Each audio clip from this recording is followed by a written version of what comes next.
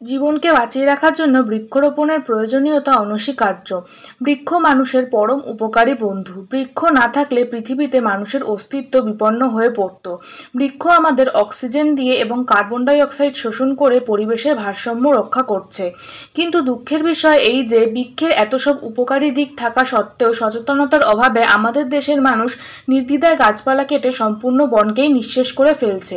এ কারণে বিশ্ব পরিবেশ আজ বিপর্যস্ত ও হুমকির সম্মুখীন।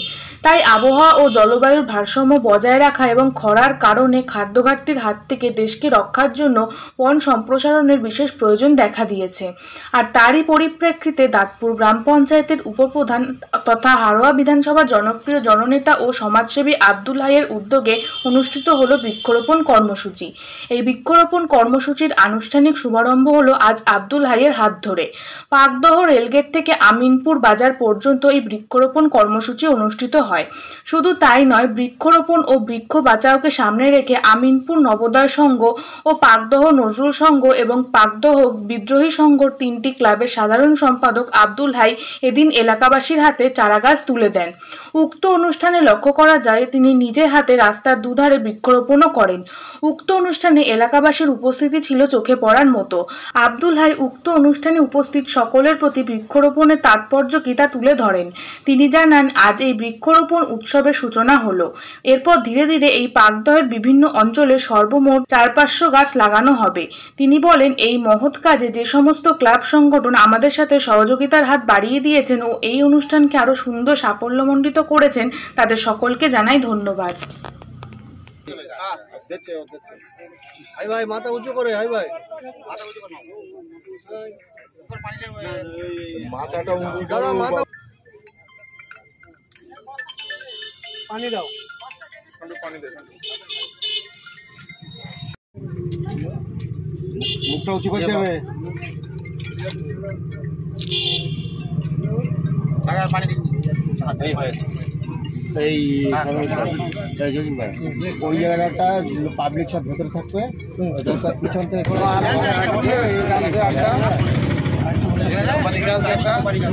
আরেকটা বসাও তুমি।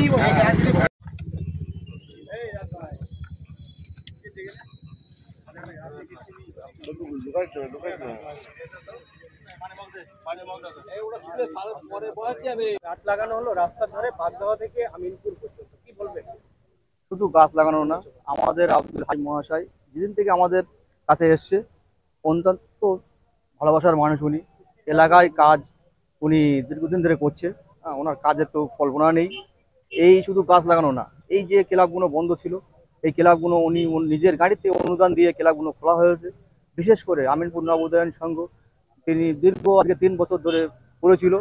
উনি গতবারে আমাদেরকে 1 লক্ষ টাকা অনুদান দিলে আমরা সেই ক্লাবটা সংরক্ষণ করে আজকের কি সুন্দর করে সাজিয়েছি। আমরা ওনার কাছে চিরকৃতজ্ঞতা। আমাদের এলাকার মানুষ ওনাকে খুব ভালোবাসে, এবং আমরাও খুব ভালোবাসি ওনাকে। আমার নাম এমডি আরিফুল ইসলাম। বর্তমান আমাদের এখানে গাছ লাগানোর উদ্দেশ্যটা হলো প্রচুর পরিমাণে মানুষের অক্সিজেনের সমস্যা হচ্ছে, এবং রাস্তায় আমাদের এখানে 4-5টা স্কুলে বাচ্চা কাচ্চা যাতায়াত করে প্রচুর রৌদ্রে গরমে দাঁড়াতে পারে, যার জন্য একটা ছায়া প্রয়োজন আছে। এই জন্য গাছগুলো লাগানোর পরিকল্পনা হয়েছে। কত গাছ লাগিয়ে? 400 মতো। আপনার নাম? আতিউর রহমান। এই গ্রাম? আমি এই পাকদহ নজরুল সংঘের সদস্য।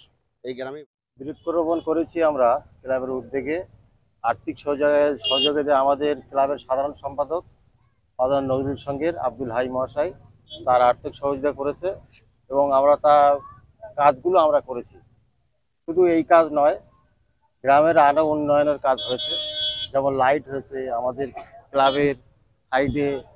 ক্লাব মাঠটা খুব খারাপ ছিল, খুব সুন্দর করে মাটি দিয়ে উর্বর করেছে এবং খেলার একটা মানে পজিশন তৈরি করেছে আমাদের আব্দুল হাই সাহেব। এবং লাইট, পাকা রাস্তা, ঢালাই রাস্তা বা বিভিন্ন সরকারি যে প্রোগ্রাম মমতা ব্যানার্জির যে কাজগুলো সেগুলো মানে আগিয়ে নিয়ে গেছে, যা বিগত দিনে আমরা দেখেছি। কিন্তু আব্দুল হাই সাহেব আসার পর থেকে আমরা আরও কাজগুলো বড় যে হাই মার্কস লাইট, তারপরে আপনার ছোট ছোট লাইট, মানে যারা এই এলাকাটা জল করছে, এটাই উদাহরণস্বরূপ আমরা দেখছি। যেটা আপনার চাই। নাম? আমার নাম এমডি ইসলাম আলী, ক্লাব ক্লাবের উপদেষ্টা কমিটির। দেখছি যে আমরা পাকদা নজরুল সংঘ, পাকদা বিদ্রোহী সংঘ, আমিনপুর উদয়ন সংঘ, আমাদের ক্লাবের ছেলেদের একটা উদ্যোগ এবং আমি এই ক্লাবের সাধারণ সম্পাদক। তারা আমাকে এখানে ইনভাইট করেছে যে কিছু গাছ আমরা আয়োজন করেছি। আমিনপুর থেকে পাকদা রেলগেট অবধি যত গাছ লাগবে এরা আয়োজন করেছে। তারই উদ্যোগে আজকে গাছ এখানে আমরা একটি গাছ একটি প্রাণ। যেভাবে বৃক্ষরোপণের প্রয়োজন আছে, অক্সিজেনের অভাব, সেটা যাতে আমাদের এখানে একটু মানুষ স্বস্তিতে সবুজ ছায়া যেন ভরে যেতে পারে, এই জন্য আমাদের ক্লাবের ছেলেরা উদ্যোগ নিয়ে এটা কাজটা করেছে। রাজ্য সরকারের একটা চিন্তা ভাবনা বিশ্ব উষ্ণায়নের জন্য এটা আমাদের চিন্তা ভাবনা, যেটা দেখছি আস্তে আস্তে গরমের ভাব বেশি চলে আসছে। সেই জন্য আমাদের এটা আলাদা একটা উদ্যোগ আমাদের ক্লাব থেকে উদ্যোগটা নিয়েছে। এটা গাছটা যত আগের দিনে গাছটা বড় হয় এবং গাছে ফল দেয়, এটা আমাদের ছেলেদেরই সব দেখাশুনো করবে, তারা গাছটা বাঁচিয়ে রেখে দেবে। কতগুলো গাছ আজকে বসানো হলো? তা আমরা এখানে যে গাছের যে স্কিম হয়েছে তা প্রায় 4 থেকে 500 গাছ আমরা রাস্তার ধারে বসানোর জন্য, দুই দিকে মেন রাস্তার ধারে যেগুলো অনেক আগে ছিল গাছ কিন্তু এখন নেই, সেই জায়গাগুলো আমরা পূরণ করার চেষ্টা সরকারি করছি। সহযোগিতায় না নিজের ক্লাবের সহযোগিতা? না, ক্লাবের উদ্যোগে এটা সম্পূর্ণভাবে ক্লাবের উদ্যোগে, এটা 3টে ক্লাব সেই উদ্যোগে, এবং আমি এখানে বিশেষ করে এই ক্লাবের সাধারণ সম্পাদক, তারা আয়োজনটা করেছে, আমি তাদের সহযোগিতা করেছি। সরকারিভাবে কি কোনো সহযোগিতা করছে না গাছ লাগানোর জন্য? না, সরকারিভাবে আমরা এরা ক্লাবের থেকে উদ্যোগ নিয়েছে, সরকারিভাবে অনেক লেট হবে। আমাদের ছেলেদের এটা বর্ষা যেহেতু তাড়াতাড়ি চলে যাবে, সেই জন্য যাতে গাছগুলো বাঁচাতে পারে ওই জন্য সিদ্ধান্ত নেয়। রাস্তার দুই ধারে আমিনপুর থেকে রেলগেট যত গাছ লাগবে 400-500 গাছ লাগবে, আমরা 400-500 নতুন গাছের আয়োজন করব। প্রজন্মদের উদ্দেশ্যে কি বার্তা দেবেন? আর এটা যেহেতু আমরা এখানে আমাদের দেখে আরো যারা নতুন প্রজন্ম যারা উঠে আসছে, যেন আমাদের এই শিক্ষা যেন তাদের আলোকিত করে, তারা যেন আগামী দিনে এর থেকে আরো ভালো ভালো প্রোগ্রাম যেন তারা সাকসেস করে। আজকের এই বৃক্ষরোপণের মাধ্যম দিয়ে কি আপনারা সবাইকে এই বৃক্ষরোপণ করার আহ্বান জানাচ্ছেন? আমি চাই আগামী দিনে যেসব জায়গা গাছ, বড় বড় গাছ অনেক মারা গেছে, অনেক জায়গা পড়ে আছে, আগামী দিনে এই যেন গাছগুলো যেসব জায়গায় মানে ফাঁকা আছে তারা যেন সহযোগিতা করে অন্যান্য জায়গায় যেন লাগানোর চেষ্টা করে। রাজ্য সরকারেরও একটা নির্দেশিকা যে গাছ লাগাতেই হবে, মানে যে পরিমাণে গাছ লাগানো দরকার সেটা হচ্ছে না, সেইটার জন্য কি আরো বাড়াচ্ছে? এটা আমাদের রাজ্যের মুখ্যমন্ত্রী মমতা ব্যানার্জির প্রকল্প।